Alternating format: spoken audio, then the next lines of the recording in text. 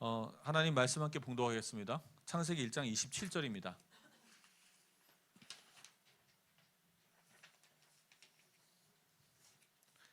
창세기 1장 27절입니다. 함께 봉독하시겠습니다. 하나님이 자기 형상 곧 하나님의 형상대로 사람을 창조하시되 남자와 여자를 창조하시고. 아멘.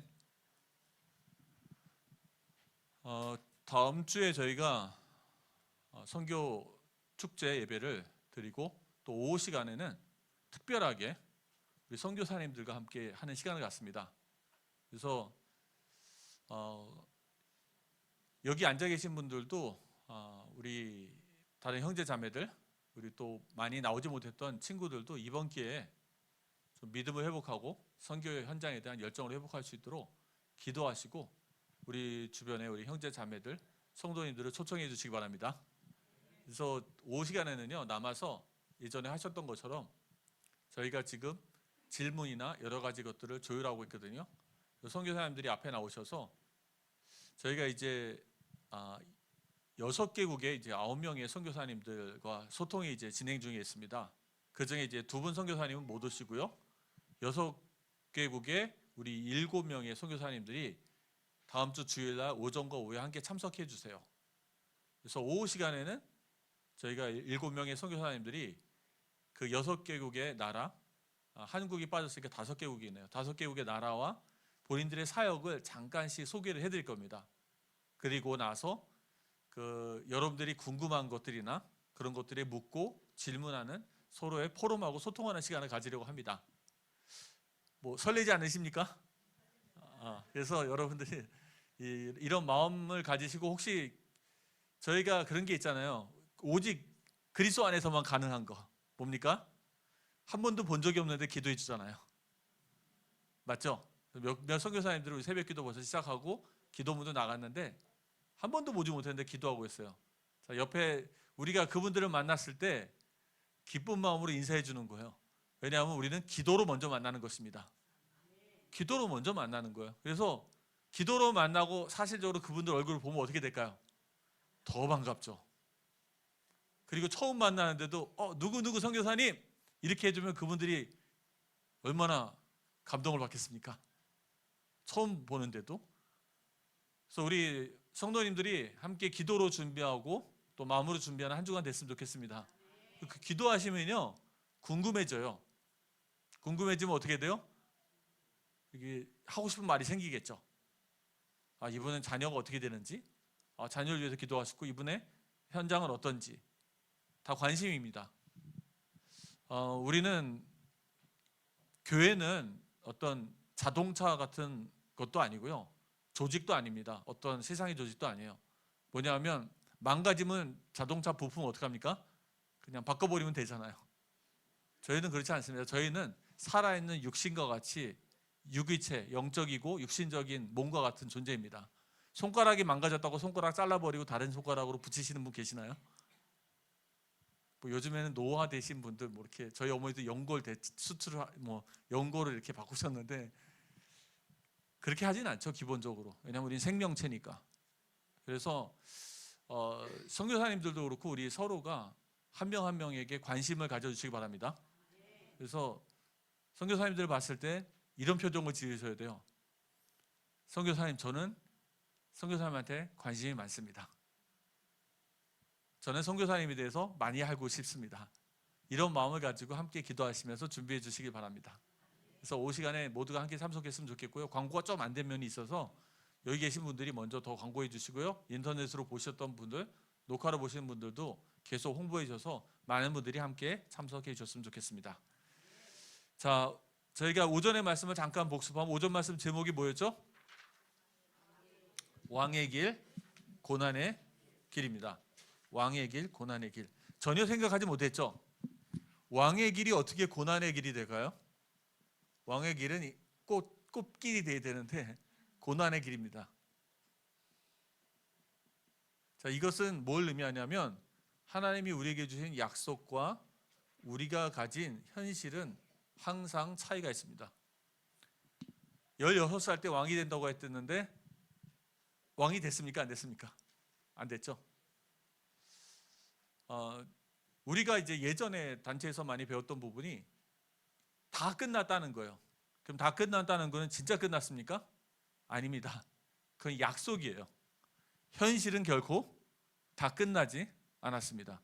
그래서 이 사이에서 많은 사람들이, 우리 신앙은 이 사이에서 항상 갈등하는 거예요. 이 사이에 필요한 것이 무엇일까요? 믿음이 필요한 거예요. 약속과 현실 사이에는 항상 믿음이 필요합니다. 어떤 믿음이요? 하나님의 약속에 대한 믿음, 하나님이 약속을 이룰 것에 대한 능력에 대한 믿음이 필요한 것이죠. 그래서 이러한 곳에서 하나님이 어디로 부르셨습니까? 아둘람 굴로 부르셨습니다. 그럼 아둘람 굴은 어떤 장소입니까? 하나님이 일로 부르신 거예요.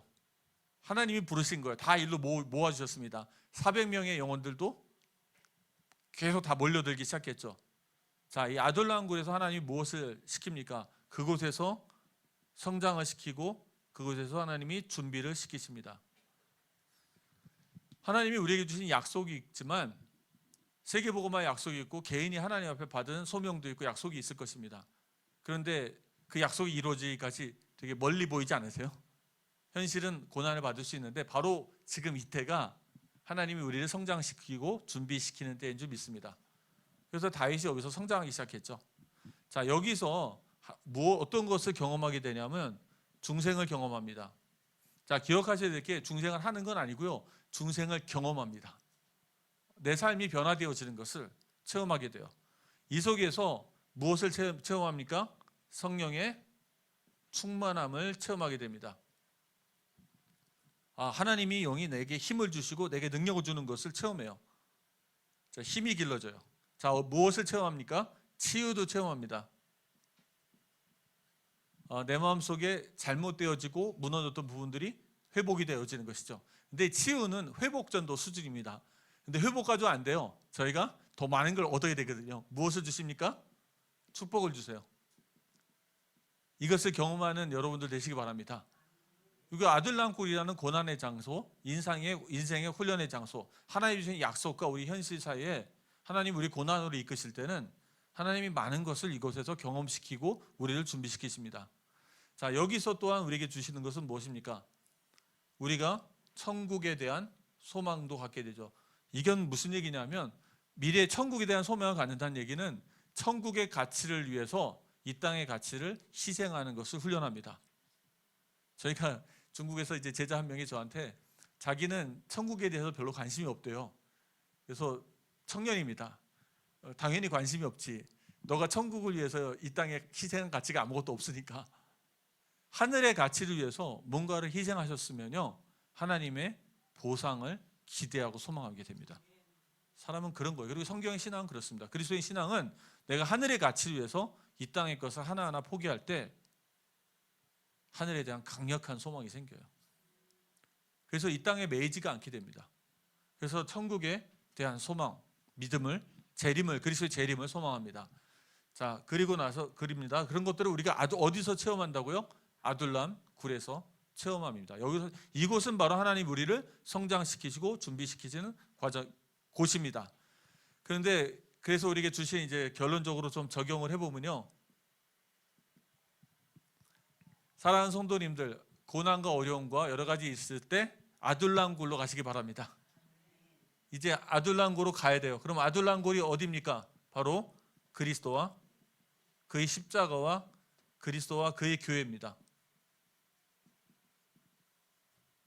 그래서 우리 흩어진 모든 성도님들, 지금 이 메시지를 다시 들으시는 분들, 그리고 또 여기 계신 분들도 우리 흩어진 성도님들 다 찾아가셔서 다음 주에 다 초청해서 다시 오시기 바랍니다. 전화도 한 통 해보시고요, 시간 되면 찾아내서 방문도 해보세요. 그리고 우리가 일이 있으니까 사람 하나 더 모으기 위해서 부르는 게 아니고요, 나는 너를 위해서 기도했고 나는 너에게 관심이 있어. 나는 너의 영혼에 관심이 있어. 그리스도께서 너의 영혼에 관심이 있어. 그들을 부르세요. 어디의 자리로? 아둘람의 굴로 부르시기 바랍니다. 하나님이 그 사람에게 주셨던 약속과 현실의 괴리감 속에서 무너졌던 우리의 형제 자매들, 우리 동역자들을 다시 부르세요. 아둘람 굴로 하나님의 성전이 될, 하나님이 함께 하시는 이 교회로 부르시기 바랍니다. 이곳에서 다시 회복을 경험하고 하나님의 축복을 경험하는 모든 35주년이 되었으면 좋겠습니다. 자, 그리고 여기서 또 무엇을 말씀하셨죠? 자, 그래서 이제는 우리가 빚진 자로서 선교와 교회에 뭘 하고요? 헌신하시기 바랍니다. 감사하는 마음으로 헌신하는 모든 성도님들 되시기 바랍니다. 그리고 중요한 것은 4월 5일 그 전날이죠. 뭐 하실 수 있으신 분들은 다 나오셔서 청소도 하고 함께 참석해 주시길 바랍니다. 교회는 제일 중요한 게 하나 되는 겁니다. 안 그러면 늘 일하는 사람만 일하잖아요. 그럼 교회는 무너져요. 교회는 모든 성도들이 한 사람도 빠짐없이 참석하는 것입니다. 다음 주 뭐 주일만 오지 마시고요. 토요일도 오셔서 같이 대청소 하시기 바랍니다. 그리고 대청소하기 전에 또 기도도 하고요. 그리고 또 뭐 우리 커피도 사 먹고 같이 얘기도 하고 청소도 하고 준비해서 함께 축제를 함께 준비했으면 좋겠습니다. 그래서 우리가 교회와 이 선교를 위해서 헌신한 작은 헌신을 시작했으면 좋겠습니다. 저희가 지금 계속 제가 여러분들하고 나누는 메시지는 제목이요, 복음 기초교재입니다. 그래서 복음을 10과로 좀 나눠봤고요. 이것을 좀 이해하시려면은 이제 저번 주에 말씀드렸던 구원의 서정에 대해서 좀 이해하셔야 돼요. 자, 구원의 서정 기억나세요? 기억나실 줄 믿습니다. 첫 번째 뭐였죠? 부르심입니다. 부르심이 있으면 뭐가 있어요? 우리 영혼이 거듭나서 중생의 역사가 시작이 되어집니다. 그러면 중생한 사람이 어떻게 돼요? 그 사람이 회개하는 거예요. 그 사람에게 무엇이 생깁니까? 믿음이 생깁니다. 그리고 믿음이 생겼던 사람을 하나님이 의롭다 칭하십니다. 칭의가 있는 사람을 하나님이 자녀로 양자로 삼으십니다. 양자로 삼은 사람은 성령을 받게 돼요.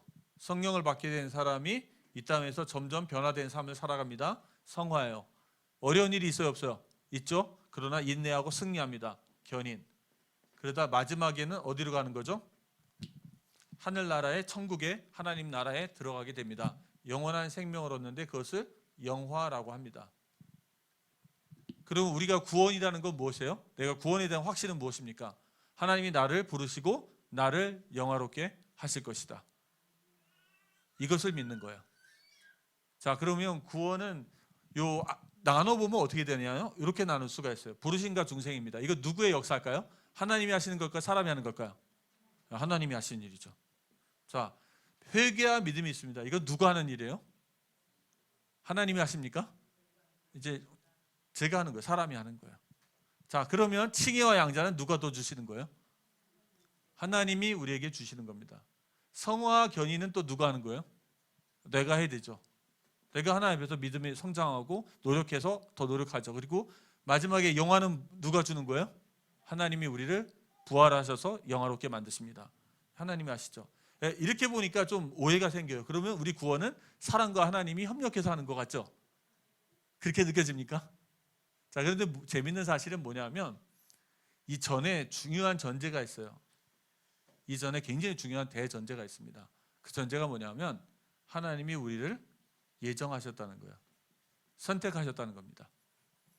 그러면 이 일이 하나님이 우리 누군가를 부르셔서 그 사람을 영화롭게 하는 일이 이 사람이 중간에 회개하고 믿음이 있고 성화하고 견인의 길을 가는데 이 사람이 누구한테만 그 일이 일어나요? 이 일이 누구한테만 일어나요? 예정된 자에게만 이 일이 일어납니다. 선택된 자에게만 이 일이 나요. 자, 이것은 뭐냐면 하나님의 은혜입니다. 이것은 사람의 회답입니다. 이것은 하나님의 은혜고요. 이것은 사람의 회답이에요. 이것은 하나님의 약속의 성취입니다. 약속의 성취예요. 자, 이건 뭔 얘기예요? 제가 저번 주에도 말씀드렸죠. 자, 이거 수영을 못하는 사람이 물에 빠졌어요. 그럼 그 사람한테 튜브를 딱 던져줍니다. 그러면 그 사람이 튜브를 잡아야 돼요, 말아야 돼요? 잡았습니다. 그게 그 사람의 공로가 될까요? 그냥 하나님이 우리에게 그 사람에게 준 은혜에 그 사람이 반응하는 것뿐이죠. 회답 뭐 반응하는 것뿐입니다. 그 사람이 본능적으로 반응하는 거예요. 아무런 공로도 되지 않아요. 구원은 우리가 사랑과 하나님과 협력하는 것이 아닙니다. 오직 예정된 자가 하나님의 부르심을 들으면 그 사람에게 무엇이, 하나님의 은혜가 임하면 그 사람에게 무엇이 일어나요? 그 사람 마음속에 성령의 변화가 일어나서 그 사람이 하나님 앞에 회개하고 믿게 되는 겁니다. 제가 전도해보고요, 선교해보고 사실 좀 적지 않은 은혜들을 많이 체험했어요. 제자들 세우는 것도 그렇고 전도도 그렇고. 근데 공통점이 있습니다. 제자의 공통점이 있어요. 진짜 열매 맺는 제자들의 공통점이 뭐냐면 쉽다는 거예요. 전혀 어렵지 않습니다. 그러니까 제가 그 사람을 위해서 이렇게 많은 정력을, 에너지를 쏟은 게 별로 없어요. 그냥 스스로 잘합니다.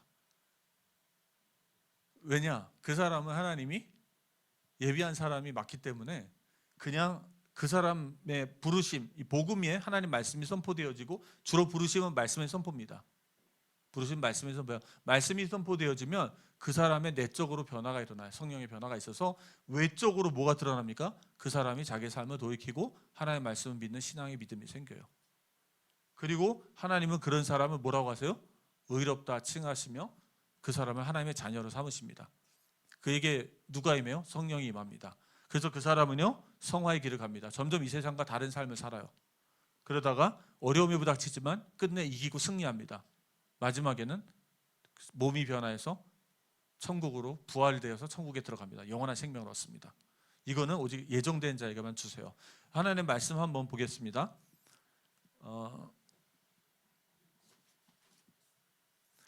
요한복음 6장 37절 한번 보시겠습니다. 요한복음 6장 37절.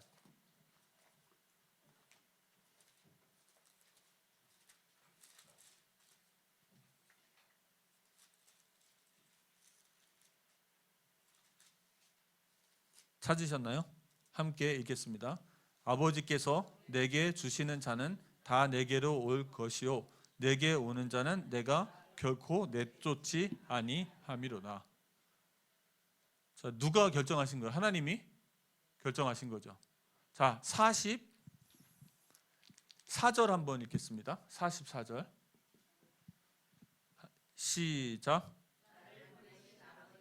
이끌지 아니하시면 아무도 내게 올 수 없으니 오는 그를 내가 마지막 날에 다시 살리리라. 이 일이 부르심부터 영화까지 누구한테 일어난다고요? 하나님이 선택하신 자에게 일어나는 거예요. 자, 여러분이 선택한 자입니까? 아닙니까? 어떻게 알 수 있어요?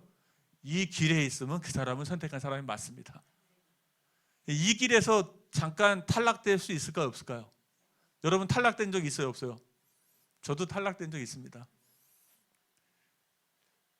그래서 대학교 때 좋아하던 여자한테 딱지 맞고 술을 오이소주를 먹고 맛이 가갖고 뭐 가끔 이렇게 탈락했던 적도 있어요. 이렇게 탈락해서. 근데 어떻게 돼요? 하나님이 이 길로 다시 이끌어 주시죠. 집에 가면 이제 또 한참 설명이 돼요, 얘기를. 그래서 떨어지면 다시 이끌어 주시는 거예요. 또 보겠습니다. 요한복음 10장의 27절에서 29절입니다.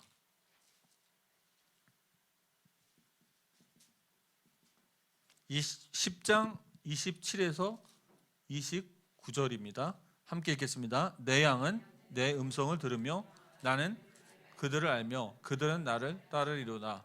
내가 그들에게 영생을 주노니 영원히 멸망하지 아니할 것이요 또 그들을 내 손에서 빼앗을 자가 없느니라. 그들을 주신 내 아버지는 만물보다 크심에 아무도 아버지 손에서 빼앗을 수 없느니라. 아멘. 이게 예정된 사람이에요. 그래서 이 일은 누구한테만 일어난다고요? 예정된 사람한테만 일어납니다. 사랑하는 성도님들, 이 자리에 있으십니까? 그럼 당신이 예정된 자가 맞습니다. 이 자리에 없는 분들, 이 자리에 떨어졌던 사람들, 내가 예정된 자가 맞나? 혹시 나는 버려진 자 아닌가라는 고민을 해야 될까 말아야 될까요? 하셔야 합니다. 고민하세요. 고민하면 이 말씀을 들으면 뭐가 일어나요? 그 사람에게 회개가 일어납니다. 그리고 뭐가 생겨요? 믿음이 생깁니다. 다시 돌아옵니다. 할렐루야. 하나님 부르세요. 그래서 우리는 전도할 때 저 사람 막 영접시켜야지, 예수 믿게 해야지 고민하지 마시기 바랍니다. 누가 예수를 믿어요? 예정된 자가 믿는 거예요. 그럼 예정된 자가 있을까요? 없을까요? 있습니다. 그 사람을 찾으러 가는 거예요. 어떻게 찾아요? 부르면 됩니다. 어떻게 불러요? 복음을 전하시면 됩니다. 복음을 전하시면 예정된 자에는 마음속에, 이거는 보이지 않는 변화예요. 하나님의 은혜입니다. 중생, 보이지 않는 변화가 일어나요. 보이지 않는 변화가 일어난다면 그 사람이 보이는 우리의 요구에 응답해요. 보이는 하나님의 요구에 응답합니다. 어떤 요구요? 저번 주 배웠죠. 저번에 사과에 나왔던 회개와 믿음에 그 사람이 회답합니다. 저희가 오전에 간증했던 이 친구도 되게 쉬웠어요. 혼자 막 전화 걸고 막 이러다가 제가 가면서 복음 전화할까 말까 그러다가 이 친구가 전화를 딱 내려놓더라고요. 끊었더라고요. 이렇게 쳐다보니까 저를 이렇게 쳐다보더라고요. 그러니까 자기가 혼자 이거 뭐 저 안에 들어가야 되는데 학생증을 두고 나와서 못 들어갔다고 그러냐고, 왜 그 리액션을 잘 해줘야 되잖아요. 이렇게 그러냐고 막 하면서 좀 얘기하다가, 나는 교회 목사인데 내가 이 학교 오기 전에 기도하면서 왔어. 하나님이 예정한 사람 만나게 해달라고. 그런데 널 만났어. 너 복음 들어봤니? 그러니까 한 번도 안 들어봤대요. 교회 나가니 한 번도 안 가봤대요. 그래서 잠깐 복음 하는 얘기를 나누고 하는데 너무 쉬웠어요. 그러더니만 다음 만나자 그래서 저번 주 목요일 날 만난 겁니다. 만나서 1시간 동안 얘기를 했는데 말씀을 듣고 너무 관심이 많아요. 그래서 이제 원래 다음 주에 또 만나자 그랬어요. 그래서 4번 같이 공부하자 그래서 월요일 날 만납니다. 만나갖고 또 이제 4번을 공부하는데 4번만 하겠습니까? 이제 4번 처음부터 이제 주구장창 하자 그러면 누가 하겠습니까? 그래서 4번 이제 같이 공부하면서 제가 준비한 교재들이 있거든요. 제가 준비한 교재들을 8가지 교재가 있어요. 8과짜리가. 4가는 이제 교리에 대해서 설명해 주는 거고요. 4가는 예수 믿고 나서 내가 어떻게 기도해야 되는지, 내가 어떻게 말씀을 읽어야 되는지, 내가 어떻게 예배를 드려야 되는지, 내가 어떻게 다른 사람과 함께 교제해야 되는지, 이 얘기를 쓴 이제 8가지 교재가 있어서요. 그거하고 복음 기초 교재하고 다음에는 여러분들에게 이제 책으로 나눠드릴 겁니다. 이렇게 복제를 해서 나눠드릴 거예요. 그래서 제가 그걸 가지고 이제 쉽게 좀 그 친구랑 얘기를 할 거거든요. 그럼 여지껏 전도해 보면 제가 길거리에 이렇게 앉아있던 친구들한테 다가가서 예수 믿냐 그러면 걔들이 와서 앉으래요 막. 그래서 나도 놀라갖고, 그래서 앉았더니만 교회 가봤냐니까 안 가봤대요. 내가 목사라니까 목사님이시냐고, 목사가 뭔지 아냐니까 모른대요. 복음 이렇게 전했더니만 믿겠다는 거야. 믿어갖고 알고 봤더니 둘이 그때 선 보러 온 거예요. 둘이 그 자리에서 선 보고 앉아서 데이트하는데 제가 낀 거예요. 그래갖고 이제 둘 다 예수 영접했는데 남자는 이제 둘이 깨진 거예요. 남자는 안 나오고 여자는 계속 나와서 지금도 나옵니다. 전도도 많이 하고. 그리고 한 친구는 제가 이렇게 10명 정도 친구가 남자애들이 앉아있는 거예요. 대학에 갔는데 하루 종일 전도하다가 너무너무 힘들어갖고 다리 아파갖고 10명 앉은 애들을 딱 붙잡고 니들 예수 믿어? 그러니까 이 10명이 저한테 안 믿는데요. 그래서 예수 믿는 친구 있어 없어? 그러니까 안 믿는데요. 그러더니만 저기 오는 제가 예수 믿는데요. 그래서 제가 이렇게 쳐다봤거든요. 한 명이 이렇게 걸어와요. 그리고 나서 딱 고개 들려서 그 친구 10명을 봤는데 싹 사라졌어요. 그리고 나서 이제 걸어오는 친구한테 야 너 예수 믿어? 물어보니까 안 믿는데요. 제대로 아니니까 모른대요. 그러니까 그래서 그러면 내가 지금 너무 힘들거든. 몸이. 나 집에 5시까지 돌아가야 돼. 내가 예수 전하는 목사인데 또 예수 믿고 싶으면 나한테 연락해. 그리고 내가 전화번호 남기고 그냥 집에 갔어요. 근데 전화 왔을까 안 할까요? 전화가 온 거예요. 왔으니까 얘기하죠. 전화가 와갖고 제가 이제 그래서 얘기했어요. 내가 주소 알려줄 테니까 예수 믿고 싶으면 우리 집에 찾아와. 왔을까요 안 왔을까요? 왔습니다. 제가 50분 버스를 타고 찾아왔어요. 근데 웃긴 거는 이놈이 겁이 많아갖고 자기 친구들한테 내가 만약에 나쁜 사람한테 잡혀가면은 공안한테 신고하라고 내가 안 돌아오면 그 연락처고 비상연락처 다 남겨놓고 저 찾아온 거예요. 예수를 믿었어요. 믿고 그 다음 주에 너 우리 집에 말씀 공부하러 와. 그랬더니 왔을까요 안 왔을까요? 왔습니다. 혼자 왔을까요? 둘이 왔을까요? 둘이 온 거예요. 셋째 주 둘만 왔을까요? 셋이 온 거예요. 뭐 그렇게 해서 교회가 시작됐습니다. 그렇게 해서 교회를 했어요. 너무너무 쉬워요, 예정된 사람들은. 근데 그러면 제가 지금 뭐 20년 뭐 이렇게 넘게 사역했는데 이렇게 다 성공했을까요? 성경에 보면 바울이 전도했던 게 10년입니다. 1차 수련회 전도가 3년, 이게 2년, 3년, 5년이에요. 1, 2, 3차. 10년을 했는데 10년짜리가 요만큼 몇 장이잖아요. 다 성공한 내용입니다. 실패한 내용이 별로 없어요. 걱정하지 마십시오. 나머지는 다 실패한 겁니다. 걱정할 필요 없어요. 그러니까 뭐 전도는 실패가 없고요. 예정된 사람이 그냥 믿는 거예요. 우리는 그냥 우리의 본분을 무익한 종이 그냥 내가 할 일을 했을 뿐입니다. 복음을 정확히 증거해야 돼. 그 대신 너 예수 믿으면 복 받는다 이런 소리 하지 마시고요. 유혹하려고 이렇게 낚시질 하지 마시고요. 우리 교회 예쁜 애들 많아 이렇게 왔거든요. 있습니다. 대학 애들 하면요, 대학 청년 하면 그 예쁜 여자 청년이 있으면요 계속 와요, 남자애들이. 근데 거의 다 그냥 떠났어요. 다 돌아갔어요. 진짜 예쁜 애 한 명 있으면 교회 부흥해요. 저희 경험해왔거든요. 예쁜 애 한 명만 있으면 계속 옵니다. 지금도 저희 또 교회에 하나 예쁜 애 하나 있는데요. 남자애들이 걔를 안 거쳐나간 애들이 없어요. 다 고백을 안 한 애들이 없어요. 대청 때는 뭐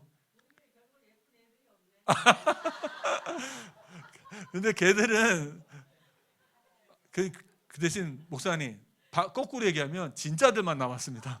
진짜들만 있는 거예요. 예정된 사람들만. 그래서 이게 이 예정됐다는 게 이게 너무 기가 막힌 일이고 저는 이걸 믿습니다. 그래서 누가 예정론을 얘기하면 전도를 안 한다. 뭐 다 예정됐고 누가 전도할 필요 있냐. 그거 다 쓸데없는 소리입니다. 진짜 예정론을 믿으면 전도가 더 편해집니다. 그리고요 그냥 편하게 하시면 돼요. 그리고 보면 너무 많은데요. 성경 구절 다 읽을 수는 없고 중요하니까 몇 구절만 더 읽을게요. 데살로니가 전서 1장 4절에서 5절입니다.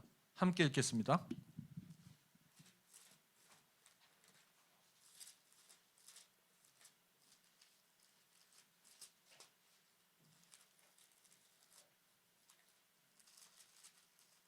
(1장) 4절에서 5절입니다. 시작. 하나님의 사랑하심을 받은 형제들아 너희를 택하심을 아노라. 이는 우리 복음이 너희에게 말로만 이른 것이 아니라 또한 능력과 성령과 큰 확신으로 된 것임이라. 우리가 너희 가운데서 너희를 위하여 어떤 사람이 된 것은 너희가 아는 바와 같으니라. 자, 4절에 보면 택하셨다는 걸 알고 있었죠. 근데 택하신 자의 특징이 무엇입니까? 택하신 자의 반응이 뭐예요? 성령과 능력과 성령과 큰 확신으로 그 사람들이 회개가 일어나고 믿음이 일어납니다. 어떻게 일어났어요? 그 9절에 보면 나와 있습니다. 9절에 보면 그들이 우리에 대하여 스스로 말하기를 우리가 어떻게 너희 가운데에 들어갔는지와 너희가 어떻게 우상을 버리고 하나님께로 돌아와서 살아계시고 참되신 하나님을 섬기는 자와. 자, 뭡니까? 어떻게 우상을 버리고 하나님께로 돌아와. 성령이 역사하고 감동해 준 사람들의 특징은 뭐예요? 회개와 믿음이 일어납니다. 저희 아내에게도 복음 전했는데요. 처음에는 이제 복음을 전하지 않으려고 그랬어요. 좀 예쁘잖아요, 저희 아내가. 그래서 제가 막 기도했어요. 하나님, 내가 미혹되면 안 됩니다. 저도 젊잖아요 그때. 제가 미혹되면 안 됩니다. 주님, 그래서 만나면 안 됩니다. 그래서 제가 얘기했어요. 너 예수 안 믿, 너 우리 나 따로 찾아오지 마. 우리 단독적으로 만나면 안 돼. 이렇게 1대1 만나면 안 돼. 그렇게 얘기를 했는데 그래도 복음은 증거해야 되잖아요. 그래서 제가 이제 다시는 우리 1대1로 만나면 안 돼. 그래놓고 제가 복음을 딱 증거했어요. 왜냐면 그래도 양심이 있지. 제가 선교사로 파송돼서 갔는데 복음을 증거했는데 저희 아내가 예수님을 딱 믿는 거예요. 딱 믿더니만 여기 불상이 있었거든요. 그걸 딱 띄워버리고 버리려니까 딱 띄워버리고 버리는 거예요. 근데 그 불상이요, 그 우상 숭배하는 사람들은 대부분 불상을 그 절에 가서요 스님이 이렇게 푸닥거리 한번 하고요 그렇게 해갖고 한 거예요. 그걸 뭐냐면 영적인 눈이 열렸다는 그 불상이에요. 그러면 그게요 그 당시 돈으로 200~300만 원 하는 겁니다. 97년도에 한국 돈 200~300만 원 하는 돈이에요. 근데 그거를 딱 빼더니만 버리더라고요, 저희 아내가. 그리고 나서 집에 제가 이렇게 기숙사가에서 제가 사는 집까지 좀 멀어갖고 기숙사까지 데려다 주는데 갑자기 저를 딱 돌아보더니만 내가 진짜 하나님 자녀 맞냐고 저한테 물어보더라고요. 그러더니 내가 기도하면 응답받는 게 맞네요. 그래서 제가 맞다 그랬죠. 그러니까 알았다 그러면 돌아가더라고요. 그래서 저는 이런 사람 처음 봤어요. 그러니까 예수 영접하고 이렇게까지 진심으로 하나님의 말씀을 대하는 사람을 많이 보지 못했어요. 그날로 저희 아내는 매일 성경을 읽더라고요. 예비된 사람이에요. 예정된 사람. 그 사람이 성령이 역사하는 거예요. 그러니까 쉬워요. 어떤 사람은 이제 뭐 제가 아는 분은 전도했는데 이 사람은 너무 방황하고 막 나쁜 짓 많이 하다가 그냥 친구가 성경책을 아시잖아요. 이게 그 신약 성서 이렇게 나 있는 거 그런 거 하나 딱 줬는데 호텔 방에 들어가갖고 일주일 내내 그 성경책을 읽고 예수 믿었어요. 그러면 돌아가서 거기서 교회가 생겼습니다. 이게 누가 역사하는 겁니까? 성령이 역사하는 거. 누구한테요? 예정된 사람한테. 그래서 하나님이 하시는 거예요. 자, 그러면 예정된 사람들의 특징은 뭐냐면 부르심이 있으면 보세요. 설득시킨 겁니까? 아니죠. 그 사람 내적으로 보이지 않는 하나님의 은혜로 변화가 벌써 일어났습니다. 시간이 좀 가도 이건 너무 중요한 구절이라서 제가 계속 얘기했었는데요. 이거 한번 같이 읽어보겠습니다. 에스겔서 36장 25절에서 27절입니다. 한번 보겠습니다.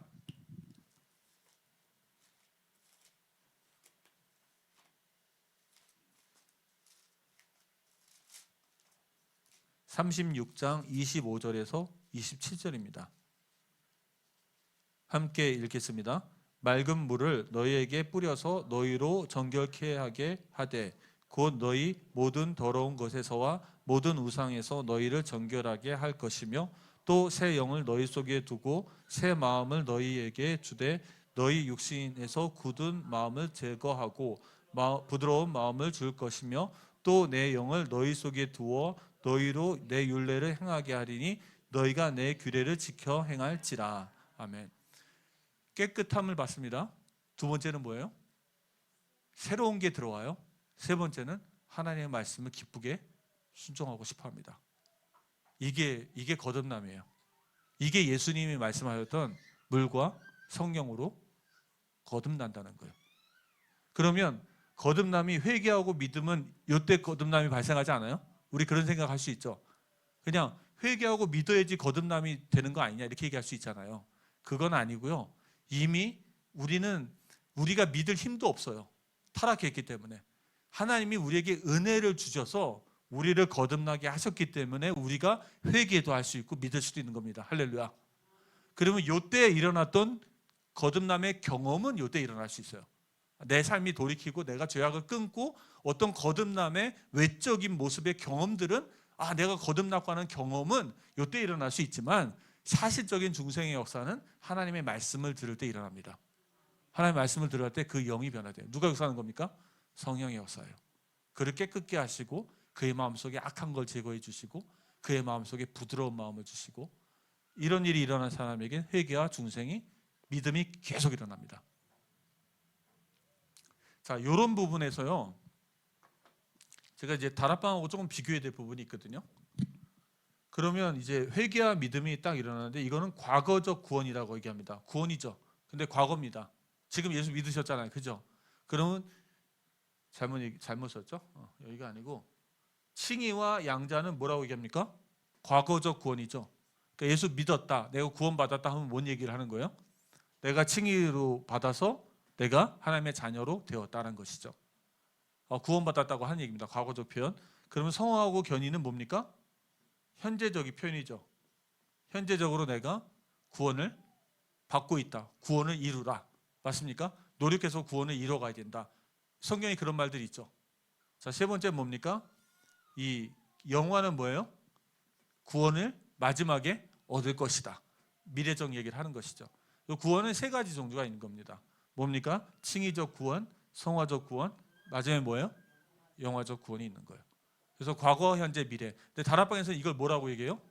다락방에서는 과거를 죄와, 그러니까 원죄와 뭐죠? 자범죄와 조상의 죄가 다 사함받았다. 그 다음에 이 현재를 뭐라고 얘기합니까? 마귀로부터 벗어났다. 미래를 뭡니까? 죄로부터 벗어났다 하면서 다 끝났다고 얘기하죠. 다 끝났습니까? 안 끝났죠. 다 끝난 게 아니에요. 다 끝난 거는 뭘로 끝났어요? 사랑하는 성도님들, 법적으로는 다 끝났습니다. 하나님이 가나안 땅을 이스라엘에게 주셨어요, 안 줬었어요? 주셨는데 가서 정복해야 돼요, 안 해야 돼요? 정복해야 되죠. 하나님이 가나안 땅을 주셨다는 것은 무슨 뜻이에요? 이미 명의 이전을 해줬다. 이 땅은 네 땅이야. 법적으로 주신 건데 사실적으로 가졌어요, 안 받았어요? 자, 우리는 법적으로 하나님 나라의 백성입니까, 아닙니까? 영생을 얻었어요, 안 얻었어요? 얻었죠. 법적으로는. 사실적으로 얻었어요? 안 얻죠. 사실적으로는 나중에 얻게 돼요. 자, 그게 약속과 하나님의 성취의 차이가 있는 거예요. 근데 그거를 다락방에서 우리가 어떻게 배웠어요? 다 끝났다고 배웠죠. 그러니까 제일 갈등하는 게 뭡니까, 여러분들? 성도님들 제일 갈등하는 게 다 끝났다는데 난 안 끝났어. 근데 그것 때문에 제일 갈등하는 거 아니에요? 그러면 안 끝났다 그러면 뭐라고요? 너 믿음 없어서 그래. 너 아직도 예수님이 그리스도인 거 너 믿지 않아서 그래. 너 아직 못 깨달았어, 복음은. 그러면 깨달은 척 해야 되잖아요. 그 맨날 이제 나는 아무 문제 없는 척 해야 되고. 그게 아닙니다. 더 또 잘못된 건 뭐냐면요, 과거에부터 해방은 뭐냐면 죄책으로부터 거듭난 겁니다. 죄책 뭡니까? 법적으로 죄에 대한 책임으로부터 벗어났어요. 이 법적인 책임은 누구한테 갔습니까? 예수님께 가서 우리를 대신해서 돌아가셨어요. 마지막에 우리가 미래에 얻게 될 영화에서는 죄성이 다 벗어납니다. 우리 안에 죄성이 다 사라지는 거예요. 그러면 성화의 현재의 과정에서 우리가 싸울 건 마귀가 아닙니다. 뭐랑 싸워요? 우리의 죄성과 싸우는 거예요. 마귀랑 싸우는 것도 맞는데요, 마귀는 죄성에 붙어 사는 기생충입니다. 마귀가 죄성을 이용해서 우리를 공격하는 거지, 우리가 싸울 거는, 진정 싸울 것은 마귀가 아니라 뭐랑 싸워야 돼요? 우리 안에 있는 죄성과 싸워야 되는 거예요. 이길 수 있습니까, 없습니까? 이길 수 있습니다. 우리 성도님들 서로 여러분에게 서로 격려해 주시기 바랍니다. 성령을 의지하면 죄성을 이길 수 있습니다. 얘기해 주세요. 그게 중요한 거예요. 다락방 메시지는 뭐냐면요, 너는 절대 죄를 못 이겨, 죽을 때까지. 그러니까 너 예수 그리스도만 믿어, 예수 그리스도만 의지해, 이거예요. 반쪽짜리입니다. 성경은 그래, 너는 예수 그리스도를 믿어서 너는 죄를 이길 수가 없어, 결국에 예수님 오셔야지 해결돼. 맞아요, 그죠? 근데 그 뒤에 또 있어요. 그러나 이제는 성령이 너와 함께하심으로 성령을 의지하면 너가 죄를 싸워서 이길 수 있어. 이 메시지가 없는 거예요, 다락방에는. 싸울 수가 있습니다. 그러다 보니까 어떻게 돼요? 이게 싸우는 게요, 내가 싸울 수 있다 그러면 이기는데, 이게 심리적인 상태가 굉장히 중요해요. 축구를 배웠는데 제가 제일 먼저 축구 배웠던 게 뭐냐면요, 둘이 쫓아가잖아요. 공이 있잖아요. 그러면 앞에서 다른 상대편이 막 쫓아갑니다. 제가 뒤에서 막 쫓아갑니다. 막 쫓아가다가 암만 해도 제가 못 쫓아갈 것 같아요. 그래서 내가 포기를 해버려요. 포기를 하면 이 사람은 어떻게 돼요? 뭐 그냥 자기 거예요. 근데 제가 끝까지 쫓아가요. 포기 안 하면 이 사람은 저 때문에 긴장할까 안 할까요? 저 때문에 긴장하니까 실수를 해서 제가 그 볼을 빼앗아 올 수가 있는 거예요. 그러니까 이게 심리적 상태가 굉장히 중요하거든요. 메시지를 너희는 죄를 이길 수 없어, 예수님만 이길 수 있어, 너는 평생 그럴 수밖에 없어. 그렇게 되면 여러분의 도덕적인 그게 무너지는 거예요. 방종하게 됩니다. 싸워서 이게 힘이 아예 없어요. 왜냐하면 내가 딱 볼 때 내가 쫓아가도 저거 못 잡아, 난 아무리 달려도 힘이 못 쫓아가. 이 순간에 어떻게 돼요? 제 다리에 힘이 쫙 풀려요. 근데 아니야, 내가 저거 찾을 수 있어, 기회는 있어, 이렇게 쫓아가면 빼줄 수 있어요. 그게 축구거든요. 똑같습니다. 죄도 내가 이길 수 있어, 싸워서 이길 수 있어, 이렇게 가르치면요, 우리가 점점 이기게 됩니다. 근데 넌 못해 그러는 순간 손다리 다 풀려요. 그래, 난 그리스도만 의지하지 이러면서 방종하게 되는 거예요. 거기서 이제 차이가 오는 겁니다. 그래서 아주 디테일한 곳에서 다락방 메시지가 살짝 빗나가고 있어요. 자, 그러면 이제 오늘 나누는 메시지는 어떤 부분일까요? 저번 주에 나눴던 부분은 회개와 믿음이죠. 오늘 나눌 메시지는 바로 칭의와 양자에 관한 부분입니다. 예수를 진짜 믿으면, 이게 회개와 믿음이잖아요. 진짜 예수를 믿으면 하나님이 우리에게 주신 은혜, 약속은 뭐예요? 우리가 죄사함 받게 해줍니다. 하나님 관계가 회복되어져서 우리가 하나님의 자녀가 되어집니다. 하나님의 자녀가 되는데 중요한 것은, 하나님의 양자라는 것은 양자의 영 아시죠?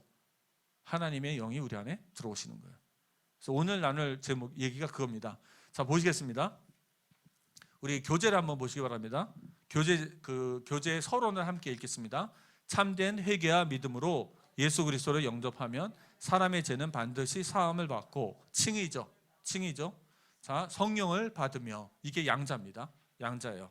하나님의 형상을 회복하고 하나님과의 교제를 시작하게 됩니다. 이것이 바로 새 생명입니다. 사랑하는 성도님들, 진짜 제사함 받고 성령을 받으셨습니까? 그러면 여러분들은 하나님과 교제할 수 있습니다. 하나님과 관계가 형성된 거예요. 그 교제라는 게 뭘까요?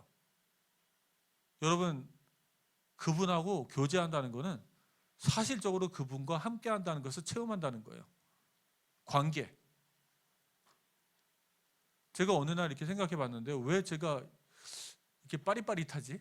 그러니까 하나님, 그러니까 이 충전기가 있잖아요. 신앙은 충전기가 아닙니다. 그 뭐죠? 이게 그걸 뭐라고 합니까? 이게 이렇게 보조 배터리 있잖아요. 보조 배터리가 아닙니다. 그래서 충전 딱 해놨다가 보조 배터리 다 약 따르면 또 어떻게 해야 돼요? 또 충전해야 되죠. 교회 안에 그런 친구들이 있어 없어요? 교회 열심히 봉사하고 교회 열심히 나오다가 한동안 안 보이잖아요. 뭐 무슨 충전을 하는지 모르겠는데 안 보이다가 또 뭐가 충전됐는지 또 열심히 하잖아요. 자기 힘으로 하는 거예요. 보조 배터리처럼 그런 건데 사실은 우리 기독교인의 신앙은 보조 배터리가 아니고요. 계속 연결되어 있는 겁니다. 전원이. 계속 공급을 받는 거예요. 할렐루야. 하나님과 교제가 계속 있는 거예요. 나의 힘, 우리의 신앙은 하나님과 교제 속에서 나옵니다. 그게 전부입니다. 그래서 교회에서 목사님이 계속 권면하는 게 뭡니까? 말씀, 그죠? 기도할 거 권면하시고요. 자, 1번입니다. 믿음으로 의로우심을 받아 하나님과 화목하게 됩니다. 1절이죠. 그러므로 우리가 믿음으로 의롭다 하심을 받았으니 우리 주 예수 그리스도로 말미암아 하나님과 화평을 누리자. 하나님과 화평을 누립니다. 그분과 교제할 수 있어요. 하나님은 살아계십니다. 여러분과 함께 계십니다. 여러분이 그분을 경험할 수 있어요. 기도하면 하나님이 그분이 응답해 주십니다. 그분께 물으면 그분이 대답해 주십니다. 이런 걸 경험해 가야 돼요. 자, 첫 번째 의롭다 하심을 받은 부분이 뭐냐면요, 칭의죠. 뭡니까? 죄의 전가입니다. 우리의 죄가 예수 그리스도께 전가되어 우리의 죄가 제거되었습니다. 우리의 죄가 우리 안에서 누구한테 전가돼요? 예수님께 간 겁니다. 또 두 번째는 뭐예요? 의의 전가. 그리스도의 의가 우리에게 전가되어서 우리는 그리스도의 옷을 입게 되었습니다. 이게 칭이라는 것입니다. 그러니까 두 가지 전가죠. 내 죄가 예수님께 전달돼서 예수님이 내 대신 죽으시고 예수님의 의가 내게 전달돼서 내가 예수님의 옷을 입은 거예요. 근데 우리의 몸은 아직도 더러워요, 안 더러워요? 우리의 몸은 더러운데 깨끗한 예수님의 옷을 입은 거예요. 신분의 변화입니다. 성경은 옷은 신분이라고 얘기하죠. 신분이 바뀐 거예요. 그래서 세 번째입니다. 하나님의 법정에서 무죄로 선언됐어요. 이것은 죄인에서 의인의 신분으로 바뀌는 것으로 죄로 인한 정죄감과 비난을 거부할 수 있게 합니다. 뭐예요? 법적으로 여러분들은 죄인이 아닙니다. 법적으로 여러분 누구예요? 의인이 되어지는 거예요. 법적으로 의인이 되어지는 거예요. 33절과 34절 함께 읽겠습니다. 누가 능히 하나님께서 택하신 자들을 고발하리요? 의롭다 하신 이는 하나님이시니 누가 정죄하리요? 죽으실 뿐 아니라 다시 살아나신 이는 그리스도 예수시니 그는 하나님 우편에 계신 자요 우리를 위하여 간구하시는 자신이라. 아멘. 그래서 우리를 더 이상 하나님이 정죄하지 않으신다는 거예요. 법적으로 우리를 의인이라 인정하신다는 것입니다. 자, 제가 이 비유를 많이 들었는데도요, 한 번 더 들어드릴게요. 그러니까 제가 원래는 죄를 범해서 살인을 죄를 저질렀어요. 그래서 제가 사형 선고를 받아서 감옥에 있습니다. 근데 법적으로 누군가 날 대신해서 죽으면 제가 이제 거기서 사형 안 당하고 나올 수가 있어요. 근데 오늘 사형 선고를 받아야 되는데 사형 집행관이 저를 찾아오더니 그냥 가래요, 집에. 그래서 제가 집에 가고 너무 기뻐갖고 저희 아내한테 아내 나왔어. 나 석방됐어. 그랬더니 저희 아내가 안 보이는 거예요. 아무리 찾아봐도 안 보여요. 나중에 알고 봤더니 저희 아내가 저를 대신해서 사형받은 거예요. 근데 그래서 제가 이러면 안 된다고 내 아내 살려놓으라고 내가 사형받겠다고 할 수 있어요, 없어요? 없죠? 그러면 법정에서는 제가 감옥에 간다면 받을까요, 안 받을까요? 법으로는 안 받는 거예요. 합법적으로 저는 의인이 됐습니다. 근데 제가 어디다 막 사람들 만나면서 야, 나 의인이야, 나 죄인 아니야 이렇게 얘기할 수 있어요, 없어요? 그 양심 없는 놈이죠. 그럼 제가 앞으로 살아가는 거 누구 때문에 사는 거예요? 내 아내 때문에 사는 거죠. 그럼 내가 나쁜 짓 하고 싶어도 누구 생각해야 돼요? 아내를 생각해서 내 삶을 절제해야 되겠죠. 이게 복음인 것입니다. 이게 복음이에요. 내 죄는 죄가가 지불됐기 때문에 예수님이 내 죄가를 지불하셔서 내 죄가 전가돼서 죽었고 그분의 의가 나한테 옮겨져서 내가 법적으로 의인이라고 했을 뿐이지 사실 나의 실체는 죄인입니다. 나는 그냥 의인의 옷을 입고 있는 것뿐이에요. 부끄럽지만 감사한 마음으로 살아야 되겠죠. 근데 경찰을 보면 두려워할 필요 있어 없어요? 두려워할 필요 없습니다. 감옥을 봐도 두려워할 필요 없어요. 아무도 법적으로 여러분 정죄할 수 없습니다. 그래서 고소를 받을 필요도 없고요. 비난받을 필요도 없어요. 두려워할 필요도 없고 두려워할 필요가 전혀 없습니다. 두려움을 가질 필요가 없어요. 다만 부끄러움은 갖고 있어야 됩니다. 부끄러움을 갖고 있어야 돼요. 이제 그 얘기는 뒤에서 나올 겁니다. 4번 보시겠습니다. 그래서 하나님의 영원한 형벌에서 벗어났습니다. 저는 더 이상 사형을 받을 이유가 없죠. 그래서 로마서 5장 8절에서 9절입니다. 그리스도 안에서 담대하고 안정감을 누립니다. 제가 이거 번역기로 돌린 거라서요. 제가 원래는 중국어로 먼저 쓰고 바꾼 거거든요. 이런 거는 조금씩 이제 한국어에 맞는 걸로 바꿔야 될 텐데 그리스도 안에서 담대하고 어떤 안정감, 두려움 없이 그런 보증이 됐다는 그런 안전감이죠. 안정이 아니고 안전입니다. 안전하다는 느낌을 받아야 되겠죠. 자, 보면 9절에 이렇게 나와 있어요. 9절에 5장 9절에 보면 그러면 이제 우리가 그의 피로 말미암아 의롭다 하심을 받았으니 더욱 그로 말미암아 진노하심에서 구원을 받을 것이니. 이미 법적으로는 구원을 받았고요. 천국의 하나님 보좌 앞에 죽어서 하나님 보좌 앞에서도 우리는 더 이상 죄인으로 인정받지 않습니다. 누구 때문에요? 예수 그리스도의 피 때문에. 예수 그리스도의 희생 때문에. 자, 5번째입니다. 칭의는 그리스도를 믿는 순간 즉시 일어납니다. 점진적으로 이루어지는 게 아니에요. 이거는 뭐냐면 법적인 선포입니다. 그 판사가 땅땅땅 하듯이 하나님이 여러분 땅땅땅 하고 저에게 땅땅땅 해서 저를 이렇게 감옥에서 출소시킨 거거든요. 그래서 여러분들은 한 번에 그냥 의인이 되신 거예요. 하나님이 여러분 죄인이라고 보지 않으십니다. 왜? 여러분이 예수 그리스도의 옷을 입고 있기 때문에. 예수 그리스도의 의 때문에 여러분을 죄인이라고 보지 않으시고 여러분을 정죄하지 않으시고 여러분을 죽이지 않습니다. 벌내지 않으세요. 이걸 기억하셔야 돼요. 자, 그리고 5번째입니다. 6번째, 칭의는 근데 어떤 거예요? 죄책에서 벗어나는 거예요. 법적인 책무, 법적인 죄에 대한 책임에 대해서 벗어나는 것입니다. 그러나 우리 안에는 여전히 뭐가 남아있어요? 죄성이 남아있습니다. 더러운 마음이나 더러운 행위를 할 수도 있어요. 계속 남아있어요. 자, 그래서 6번째입니다. 한번 읽겠습니다. 칭의는 죄책에서 벗어나는 것이며 죄성은 여전히 남아 평생 싸워야 합니다. 근데 사랑하는 성도님들 이길 수 있습니다. 성경을 능력을 잊으면 이길 수 있어요.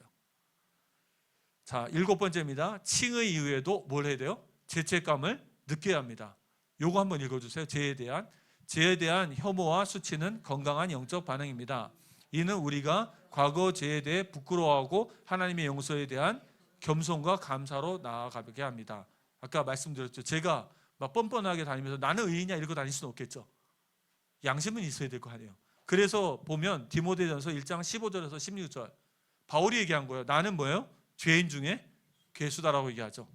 그리고 모든 것이 하나님의 은혜라고 얘기하고 있죠. 그러니까 이런 걸 보면은 그 밀양이라는 영화에 그 나쁜 사람이 얼마나 잘못된지 아시겠죠. 난 죄 사함 받았어. 이러고 그냥 퉁 하고 끝 아니에요.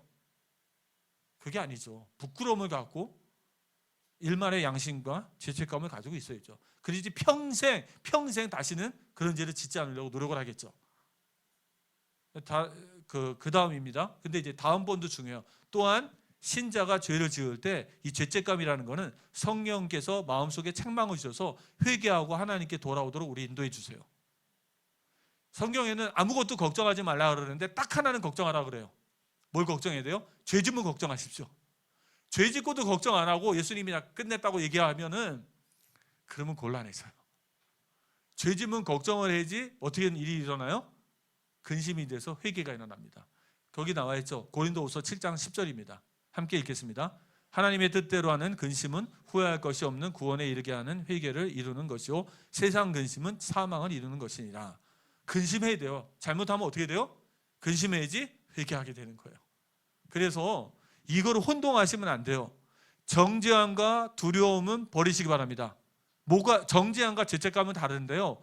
정죄함은 뭘 가지고 와요? 두려움을 갖고 옵니다. 이건 종의 마음이에요. 종의 영입니다. 그런데 죄책감은 부끄러움을 가져옵니다. 근데 이제 세상적으로는 좀 통용되는 게 좀 좀 안 맞을 수도 있거든요. 근데 이 말은 분명히 이해하셔야 돼요. 죄에 대한 부끄러움과 혐오와 수치감은 갖고 있어야 돼요. 그런데 이제 우리가 다락방 안에서 잘못된 것들이 바로 여기 있었던 거예요. 어떤 거예요? 다 끝났다고 하면서 수치심과 어떤 부끄러움 이런 것까지도 다 지워버린 거죠. 그런 게 남아있으면 뭐라 그래요? 너 아직 복음을 못 깨달았어. 이 설교를 제가 하고 났더니요, 대청 저번에 저 경남 쪽에 있는 대학 수련했거든요. 제가 이 메시지를 하고 났는데 한 청년이 찾아오더니 너무 고맙다는 거예요. 자기는 구원의 확신이, 그러니까 구원, 가끔 자기가 지은 죄 때문에 죄책감도 느끼고 부끄러워하는데 목사님들은 설교하는 게 다 뭐라 그러냐면 그럼 너 아직 복음 못 깨달았다고 얘기하는 거예요. 그러니까 자기가 생각할 때 나는 아직 구원 못 받았나? 죄책감이나 일말의 양심이 있으면 구원을 못 받은 것인가? 이것 때문에 고민을 오랫동안 한 거예요. 그렇죠. 근데 많은 목사들이 그렇게 가르칩니다. 진짜 많은 목사들이 그렇게 가르쳐요. 그러니까 우리가 진짜 막 분노하지 않을 수밖에 없을 정도로 그런 일들이 많이 있었기 때문에 그 안에 도덕적으로 무너지는 거예요. 그러니까 자꾸 도망가는 거죠. 그 죄에 대한 부분에 대해서. 자, 넘어가겠습니다. 뒷부분 보시고, 이제 그러면 죄 사함 받았으면 이제 하나님이 우리 안에 거하실 수 있는 거예요. 죄 사함을 받아서 하나님 우리 안에 거하실 수 있는 겁니다. 이 출애굽기도요, 잘 보시면요, 출애굽기를 우리가 예전에 배울 때는 어떻게 배우셨어요? 구원과 예배라고 배우셨죠. 그죠? 출애굽기 예전 다락방에서 구원과 예배라고 하는데 그건 정확하지가 않아요. 출애굽기의 진정한 거는 구속과 언약이에요. 뭐냐면 하나님이 우리를 구속하시고 그리스도의 피로 구속하시고 뭡니까? 우리를 중생하시고 중생한 자와 거듭난 자와 선민과 하나님이 언약을 체결하시는 거예요. 하나님이 언약을 체결하시는데 언약의 조건이 뭐냐면 내가 너와 함께 하겠다는 거야. 내가 너의 하나님이 되고. 그래서 출애굽기 맨 마지막에 나오는 내용이 무엇입니까? 회막이 완성인데 회막이 왜 완성이 돼요? 회막이 있어야지만 피제사가 있어야지만 거기에 누가 임해요? 하나님의 거룩하신 하나님이 이스라엘 가운데 함께하는 것입니다. 하나님이 이 땅을 창조하시고 우주 만물을 창조하신 거룩하신 하나님이 죄된 인간 가운데 함께 거하시는 일이 일어난 거예요. 그걸 하시겠다는 거. 하나님이 그래서 모든 열방이 보게 할 것이다. 내가 너희들 가운데 너희 하나님이 되고 너희는 나의 백성이 될 것이다. 그리고 나서 인간의 책임을 얘기하시는 거예요. 인간의 책임이 레위기입니다. 그래서 출애굽하고 레위기는 하나 성경이에요. 하나 성경이에요. 언약을 하나님이 이루시는 게 회막이고요. 그리고 사람의 책임을 요구하시고 사람의 해야 될 율법을 지킬 것을 레위기에서 얘기하신 것입니다. 그러면 중요한 키는 뭐냐면 죄사함 받은 그곳에 하나님의 영이 하나님이 이스라엘과 함께 하시고 그들이 하나님의 백성, 하나님이 그들의 하나님이 되시는 일이에요. 그게 구원입니다. 할렐루야. 임마누엘. 이게 엄청난 축복이거든요.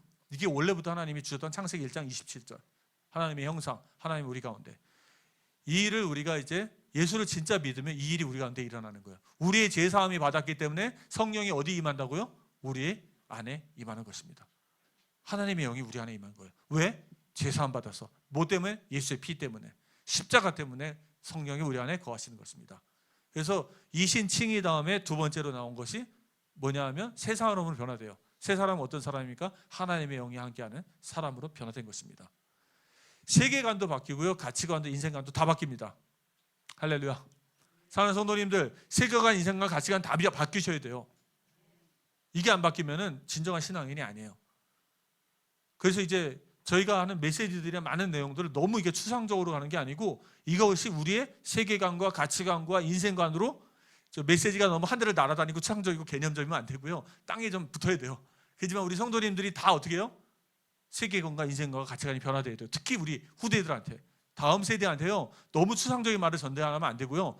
이렇게 해서 그 아이들의 세계관과 인생관과 가치관을 성립시켜줘야 돼요. 저희가 이제 8과에 가면 나누는 말씀이 십계명입니다. 8과에 나오는 십계명. 십계명이 바로 그리스도인의 가치관이에요. 앞부분의 교리적인 내용이 그리스도인이 가져야 될 세계관입니다. 이게 우리의 세계관이고요. 그 속에서 내가 누군지를 알게 되는 것이 인생관이고 내가 어떻게 살아야 될지 알게 되는 것이 가치관이에요. 십계명을 잘 알아야지 성령님들 잘 받습니다. 그것도 이제 제가 자세히 설명을 드릴 거예요. 앞으로 더 풍성하게. 그럼 이제 보면요. 다시 돌아오겠습니다. 돌아와서 교재에 보면 이 세 사람으로 변화되는데 성령의 역사가 대단합니다. 성령의 역사가. 하나님의 자녀로 신분이 바뀌는데 성령이 우리 안에 어떻게 된다고요? 내주합니다. 성령님께서 우리 안에 거하시는 거예요. 자, 그때 첫 번째는 뭡니까? 이 뜻이 뭐냐면 신분이 하나님의 자녀로 바꾸어서 하나님의 나라를 상속받게 됩니다. 그래서 이걸 뭐라고 해요? 양자의 영이라고 하죠. 양자. 이 설교를 했더니 저희 교회가 삐졌어요. 옛날에는 하나님 자녀라고 하더니 왜 지금은 양자라고 그러냐고. 양자는 이렇게 그거잖아요. 이거 뭐죠? 수양 삼은 거잖아요. 원래 우리 하나님 자녀 아니었습니다. 성경은 양자라고 표현해요. 왜냐하면 로마 법에 의해서 이렇게 표현하는 건데 원래는 노예였었기 때문에 지금은 하나님의 은혜로 우리의 신분이 자녀의 신분으로 양자가 된 것이죠. 감사라는 뜻입니다. 성령이 우리 안에 계시고요. 두 번째입니다. 이것은 뭐라고 하냐면 생명이 그리스도와 어떻게 돼요? 연합한다. 이 성경 구절 한번 꼭 읽어보세요. 고린도전서 6장 17절 나와 있죠. 함께 읽겠습니다. 주와 합하는 자는 한 영이니라. 이게 이런 말들 잘 평소에 관심 안 가져보셨죠? 주와 연합하는 자는 뭐라고요? 한 영이니라. 이러한 한 영이 된 관계는 단순한 상징이 아니라 실제적인 영적인 연합으로 신자의 생명이 그리스도의 생명과 밀접하게 연결되어 있음을 나타냅니다. 여러분의 생명이요. 여러분 예수 믿습니까? 여러분의 생명이 그리스도의 영과 어떻게 돼요? 밀접하게 연결되어 있어요. 어떻게 연결되어져 있느냐? 자, 세 번째 봅니다. 뭐라고 연결되어 있어요? 그리스도가 내 안에, 내가 그리스도 안에 있는 거예요. 그리스도가 내 안에, 내가 그리스도 안에. 이걸 뭐라고 얘기합니까? 포도나무와 가지의 비유로 들고 얘기하죠. 그래서 우리의 생명이 그리스도와 연결되어져 있는 거예요. 사랑하는 성도님들, 그래서 그리스도께서 여러분들에게 힘을 주십니다. 그리스도께서 여러분들에게 총명을 주시고 지혜를 주십니다. 기도해 보시기 바랍니다. 우리 청년 여러분, 기도해 보세요. 하나님이 총명과 지혜를 주십니다. 이거 뭐 사업에 어려우신 분들 있죠? 진짜 하나님께 무릎 꿇고 기도해 보세요. 하나님이 총명과 지혜를 주십니다. 하나님 피할 길도 열어주세요. 하나님이 우리에게 능력도 주십니다. 그렇게 간증하는 사람 너무너무 많잖아요. 예손에도 이런 간증이 충만하기 바랍니다. 저도 그래요. 저도 이거요 진짜 많이 경험해요. 자, 뒤로 보겠습니다. 그리고 뭐요? 그리스도와 함께 죽고 그리스도와 함께 살아있는 그리스도인이 됩니다. 내가 죽고 누가 살아있는 거예요? 그리스도가 나의 주인이 되는 것을 그리스도와 연합된다고 얘기합니다. 자, 또 뭐라고 얘기합니까? 그리스도는 머리요, 우리는 그의 몸입니다. 그러니까 머리의 지시를 받게 되죠. 그러니까 우리가 그분께 순종하는 삶을 살게 되는 거예요. 자, 그리스도와 연합을 뭐라고 한다고요? 내가 그리스도 안에, 그리스도가 내 안에. 그리스도는 머리요, 우리는 그의 몸. 내가 그리스도와 죽고 그리스도와 함께 살아있다. 이거를 그리스도와 연합됐다고 얘기하는 거예요. 누구를 통해서요? 성령을 통해서. 성령의 기름 부으심으로. 그래서 여러분 안에 변화가 일어나요. 자, 두 번째입니다. 이런 사람이 성령의 인도를 받아서 우리가 세상과 다른 존재가 됐어요. 이렇게 세상과 다른 존재가 된 우리가 누구의 인도를 받아요? 성령의 인도를 받기 시작합니다. 성령이 여러분을 인도하시고 우리를 인도해 주세요.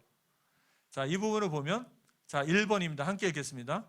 하나님의 말씀을 가르쳐 주어 지혜와 명철을 얻게 하시고 바른 길로 인도하십니다. 자, 성령이 뭘 통해서 역사하세요? 하나님의 말씀을 통해서 역사하세요. 자, 이거를 꼭 기억해 주세요. 그래서 14장 26절에 뭐라고 말했습니까? 성령이 하신 일이 뭐예요? 그가 너에게 모든 것을 가르치고 내가 너에게 말한 모든 것을 생각나게 한다 그러죠. 성령은 직접 역사하지 않습니다. 꼭 뭘 매개체로 역사해요? 말씀을 매개체로 역사하십니다. 자, 이 부분이 굉장히 중요해요. 그러면 자, 여러분에게 물어보겠습니다. 저 한번 졸린 시간이죠? 저 한번 쳐다보시고요. 말씀을 예수를 믿었어요. 말씀을 전혀 배우지 않아요. 하나님 말씀 전혀 안 배워요. 성령의 인도를 받을 수 있을까요? 없을까요? 성령의 인도를 어느 정도 받을 수 있어요. 변화가 있을 수 있을까요? 없을까요? 어느 정도 변화가 있을 수 있어요. 왜 그럴 것 같아요? 우리 안에 말씀이 어느 정도 양심에 새겨져 있어요. 태어날 때부터 우리는 하나님의 형상이기 때문에. 그래서 시하는 사실은 막 나쁜 짓 하던 사람이 예수님 영접하면 도둑질 하지 말라는 계명을 들은 적도 없어요. 하나님 말씀 배운 적도 없는데 예수 믿고 나서 도둑질 안 해요.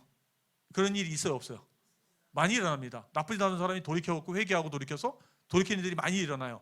그래서 율법 폐기론자, 다락방이나 많은 단체들에서 주장하는 내용이 뭐냐면 율법 시대는 끝났다. 성령이 우리 인도하신다. 봐라, 예수 믿고 변화된 거 봐라. 율법 안 배워도 변화된다. 이렇게 얘기하는 거예요. 근데 이게 잘못됐다는 거예요. 뭐가 잘못됐냐면 우리의 양심은 오염되기 쉽습니다. 우리의 양심은 오염되기가 너무너무 쉬워요. 환경이나 여러 가지 영향을 받기 쉬워요. 그래서 뭐가 필요하냐면 하나님 말씀이 필요한 거예요. 만약에 이렇게 가면은 처음에는 그 사람에게 삶에게 변화가 일어났을지 몰라도 가면 갈수록 그 사람의 성장은 멈춰버려요. 그래서 다락방의 특징이 뭐예요? 성장이 멈추잖아요. 처음에는 다 불같이 일어나서 많이 사람들 은혜 받고 하는데 어느 정도 딱 오르면 다 성장이 멈춰요. 왜 그런 것 같아요?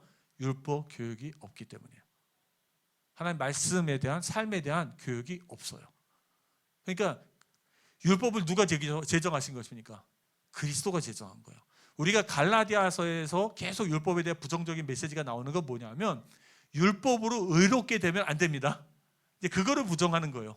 율법 자체를 부정하는 게 아니고요. 율법으로 의롭게 되려는 우리의 인본주의적인 행위를 부정하는 것이지 율법 자체는 의로운 게 맞습니다. 율법은 누가 제정했어요? 하나님이 제정하시고요. 그리스도가 제정하신 거예요. 그래서 이 율법의 말씀을 배우면요, 사람이 지혜와 총명이 생겨서 하나님의 말씀을 더 알게 되고 더 성장하게 됩니다. 그렇게 되면 힘도 생겨요. 세상도 이게 힘도 생깁니다. 거룩하게 되어집니다. 여러분이 경제의 응답을 받게 됩니다. 여러분들 대학 청년들 좋은 짝도 만나게 돼요. 진짜 내가 전부였어요. 내가 어떤 사람일수록 그런 사람밖에 못 만나는 거예요. 내가 변화되면 하나님이 좋은 사람들을 계속 만나게 해주십니다. 결혼뿐만이 아니고요, 사업도 마찬가지입니다. 우리가 하나님을 기다린 게 아니고 하나님이 우리 기다리신 거예요. 우리가 자꾸 너무 죄성에 매여 있기 때문에 하나님 우리 기다리시는 거예요. 하나님 우리 문제 해결해 주기 원하지만 사실 하나님이 우리 기다리고 계세요. 그래서 아둘람으로 보내시는 거죠. 자, 그리고 이제 계속 보면 2번님 두 번째 뭐냐, 사람의 죄를 어떻게 하세요? 성령이 책망하시고 거룩한 삶을 살게 하십니다. 성령의 인도하심을 따르는 길에, 순종하는 길에는 누가 역사해요? 천사가 도와줍니다. 두려워하지 마시기 바랍니다. 기적도 일어날 수 있어요. 하나님께 순종하면 기적도 일어날 수 있습니다. 그리고 우리가 연약함 속에서 혹시 성령 인도를 잘못 받을 수도 있어요, 없어요? 잘못 받을 수 있어요. 두려워하지 마시기 바랍니다. 여러분들이 하나님의 말씀을 통해서 제일 먼저 확인하실 건 동기와 목적이에요. 동기와 목적. 내 안에 있는 동기와 목적이 하나님의 영광을 위해서 복음을 사랑하고 하나님 나라를 위해서 하는 거면 좀 실수해서 아무 상관이 없어요. 하나님이 모든 일을 협력하여 선을 이루게 하실 줄 믿습니다. 이건 성경의 분명한 약속이에요. 하나님은 우리 안에 있는, 이 얘기도 굉장히 하려면 얘기가 많은데 길게는 못 하겠는데, 하나님은 우리의 동기, 목적을 굉장히 소중하게 보십니다. 왜냐하면 인간이 연약하고 우둔함을 아시기 때문에. 하나님은 진짜 사랑하는 거 안 하는 걸 아세요. 자, 세 번째입니다. 결국에는 우리가 성령의 충만을 얻게 되는데 이건 뭡니까? 성령의 지배를 받는 그런 상태를 의미하죠. 우리 술 드셔보나요? 술 취해보면 어때요? 술의 지배를 받죠. 성령의 지배를 받는 거예요. 성령의 지배를 받는데 어떻게 돼요? 죄를 이기고 열매를 맺게 됩니다. 성령의 9가지 열매. 뭐 이것도 얘기하자면 기니까 많이 할 수는 없겠지만 열매를 맺게 돼요. 죄를 이기는 많은 열매들이 맺어지고, 열매가 맺어지면 사람하고 관계도 좋아지고요, 모든 게 회복되어집니다. 행복해져요. 진짜 그냥 내가 너무 다 열악하지만 오직 그리스도만 이렇게 노력하면서 행복한 게 아니고요, 하나님 관계도 좋아지고요, 사람하고 관계도 다 회복이 되어집니다. 하나님 굉장한 회복들을 주세요. 자, 두 번째입니다. 그리고 담대하게 어떻게 돼요? 복음을 증거하게 됩니다. 마지막입니다. 성령의 뭐예요? 인치심. 성령의 인을 치셨는데요, 우리가 하나님 나라가는 보증이 우리한테 주어졌어요. 그리고 장차 하나님의 나라를 유업으로 받게 합니다. 자, 이게 보면 말씀에 보면 14절에 보면 우리 기업의 보증이 되셨다고 그랬죠. 우리 기업이 뭐냐면 하늘나라의 기업입니다. 하늘나라의 유업으로 받는 거예요. 근데 그 기업의 보증이 됐어요. 보증이 뭐냐면 보증금입니다. 보증금, 계약금이에요. 계약금. 성도님들, 저 한번 찾아보십시오. 이거 되게 재밌는 게 뭐냐면 진짜 은혜가 여기 또 담겨져 있어요. 우리가 하늘의 나라를 사는 거잖아요. 그럼 내가 하나님한테 보증금을 드려야 될 거 아니에요. 그러니까 제가 예를 들어 제가 큰 집이 있습니다. 장로님하고 계약을 해요. 제가 장로님이 제 집을 살려고 하면 어떻게 해요? 장로님이 저한테 계약금 걸어야 되잖아요. 근데 제가 너무너무 부자예요. 너무너무 부자여서 제가 장로님이 죄송합니다. 불쌍해 보여갖고 이 집을 그냥 주려고 그래요. 주려고 그러는데 장로님이 잘 못 믿는 거예요.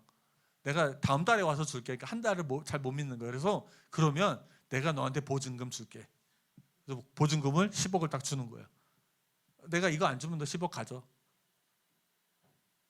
그 뜻은 뭐예요? 내가 이 집을 주겠다는 강력한 메시지죠.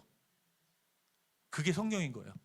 하늘나라를, 그게 왜 재밌는 사실이냐면 우리와 하나님이 계약관계가 쌍방관계가 아니란 뜻입니다.